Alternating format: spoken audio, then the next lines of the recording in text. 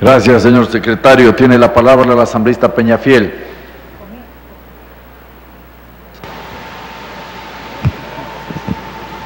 Gracias, señor presidente. Colegas asambleístas, creo que para todos los ecuatorianos y ecuatorianas no es desconocido que en la actualidad sectores campesinos mestizos, pueblos indígenas y afroecuatorianos han experimentado una persecución por la defensa de sus territorios y los recursos naturales frente a las actividades extractivas y otros ambientalmente no sustentables ni socialmente equitativos.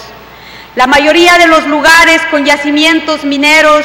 petroleros, madera con fuentes de agua, buscados por los actores económicos vinculados a la lógica de la acumulación de capital, son zonas de alta biodiversidad, páramos, bosques nublados, bosques tropicales,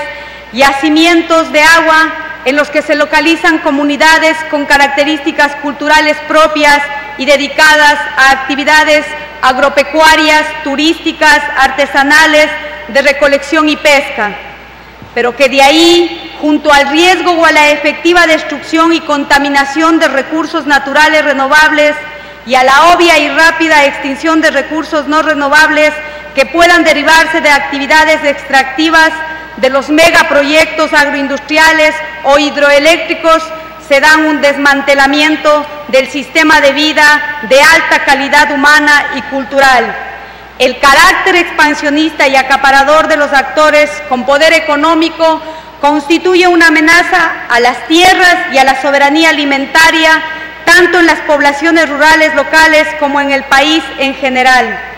Ante este tipo de intervenciones existen procesos de resistencia por parte de las poblaciones en cuyos territorios se pretende establecer o se ha impuesto ya la ejecución de los proyectos mencionados. La resistencia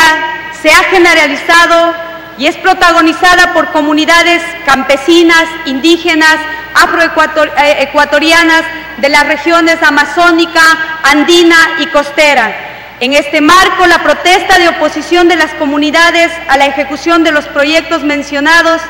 las empresas, con el apoyo de algunos representantes del Estado, han utilizado una serie de mecanismos para deslegitimar y acallar a las comunidades y personas oponentes, desatando o profundizando la inestabilidad y la conflictividad social.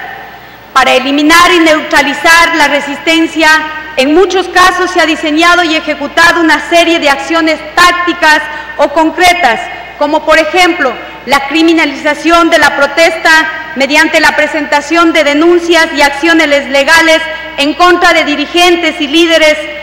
Otra de las acciones ha sido cuando están en juego grandes intereses económicos. Algunas empresas han pasado de las amenazas a los hechos, a la intimidación, a las agresiones físicas, al apaleamiento y al asesinato inclusive de líderes.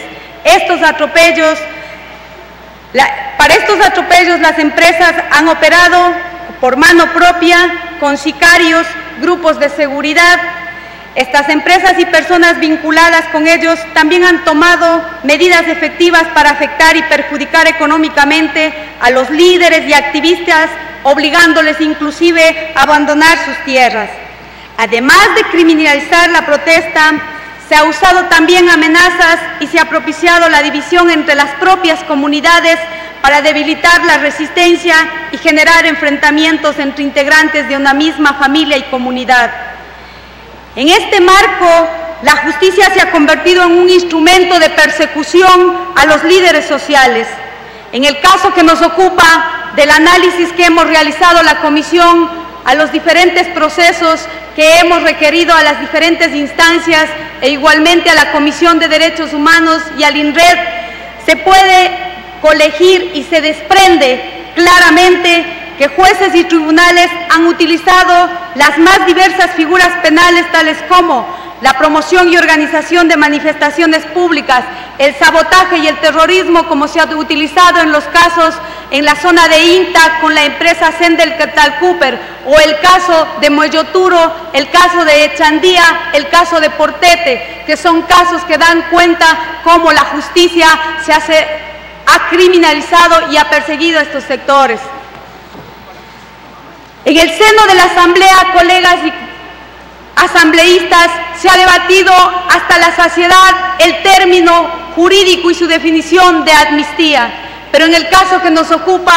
vale determinar si este es o no es un acto político. Nosotros consideramos, compañeros, que la resistencia de la comunidad sí es un acto de resistencia político.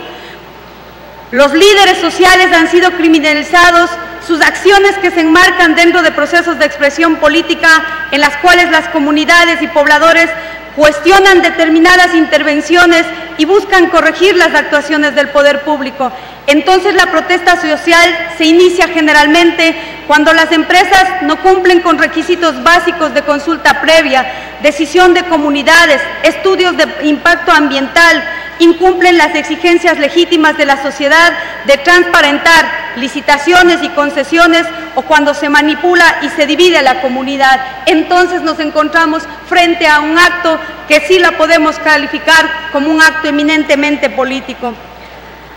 Igualmente, vale la pena recordar algunas puntualizaciones que la Comisión de Derechos Humanos y la Declaración de los Defensores de los Derechos Humanos de las Naciones Unidas en la Asamblea General 53 del 8 de marzo del 99, al referirse a la legítima defensa de la naturaleza y los derechos humanos, establece y textualmente manifiesta: los particulares, las organizaciones no gubernamentales y las instituciones pertinentes tienen la importante misión de contribuir a sensibilizar al público sobre las cuestiones relativas a todos los derechos humanos y a las libertades fundamentales mediante la enseñanza, capacitación e intervención en estas esferas, con el objeto de fortalecer otras, así como la comprensión, la tolerancia, la paz y las relaciones entre las naciones y los pueblos. Entonces nos encontramos precisamente justificando aquel fundamento del vocablo amnistía. Por otro lado, determinar también si estos actos corresponden o no corresponden a una lucha y a un derecho de dignidad humana. La dignidad humana como matriz de los derechos fundamentales de la persona consiste en el respeto que nos tenemos a nosotros mismos y el que tenemos a los demás por el simple hecho de ser seres humanos, independientemente si somos agricultores, campesinos, empresarios.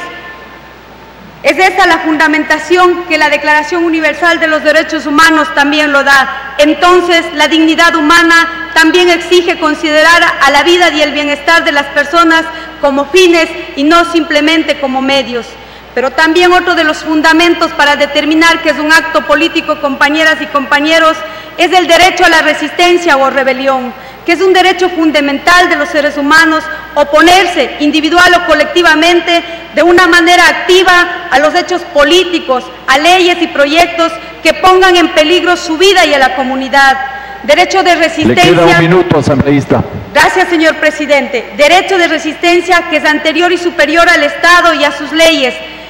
y que está por encima de cualquier principio. Finalmente, podemos manifestar que hay algunas bases jurídicas que han determinado y que se encuentran tipificadas en el Código Penal,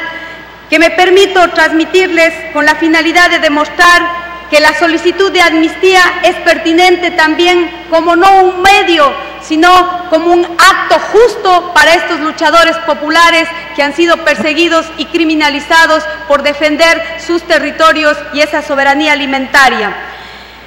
No cabe duda que en la acción por la que se pide la amnistía es la defensa de las comunidades. Por ello se debe recordar que el Código Penal ecuatoriano no prevé la sanción penal a una comunidad y que según la doctrina se encuentran exentas de responsabilidad penal de conformidad a lo que prescribe el artículo 24, numeral 1 de la Constitución Política de la República, que dice: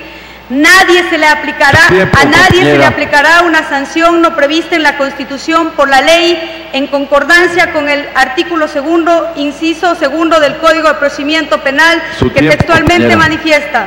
nadie puede sufrir una pena que no esté establecida. Con esto determinamos, señor presidente, que la petición de amnistía y la solicitud que se ha presentado es totalmente procedente, pero que no simplemente la resolución de amnistía es la solución a estos problemas, que los y las asambleístas también debemos pensar en la nueva redacción del texto constitucional con miras a que estos actos no se vuelvan a repetir y que la defensa de los recursos naturales sea algo en la práctica y no en el discurso. Gracias, señor presidente. Gracias, asambleísta. Asambleísta de la Cruz, por favor.